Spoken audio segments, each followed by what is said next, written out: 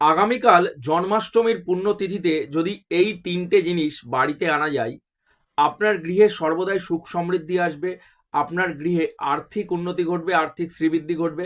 এছাড়াও যে সকল মায়েদের সন্তান ধারণের সমস্যা হচ্ছে বা সন্তান প্রাপ্তি হচ্ছে না, ডেফিনেটলি সন্তানের সমস্যা বা সন্তান প্রাপ্তি হবেই হবে ভগবানের আশীর্বাদে। কি করতে হবে?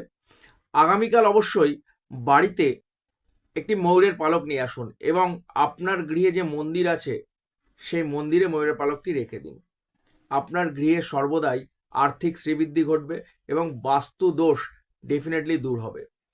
২ নম্বরটি হলো, বাড়িতে অবশ্যই এই দিন শ্রীকৃষ্ণের বাঁশি নিয়ে আসুন। এই বাঁশি অত্যন্ত শুভ ফল প্রাপ্তি হয়। এই বাঁশি এই দিনে বাড়িতে আনলে আপনার গৃহে সর্বদাই সুখ সমৃদ্ধি বজায় থাকে। এবং ৩ নম্বরটি, যে সকল মায়েদের সন্তান ধারণের সমস্যা হচ্ছে, এই দিন অবশ্যই কামধেনু মূর্তি বাড়িতে নিয়ে আসুন। অর্থাৎ গরু বাছুর একসাথে যে মূর্তিটি হয় সেই মূর্তিটি বাড়িতে নিয়ে আসুন এবং আপনার বাড়ির ঈশান কোণে সেই মূর্তিটি রেখে পুজো করুন। প্রত্যহ ধূপ, গঙ্গাজল, প্রদীপ দেখান।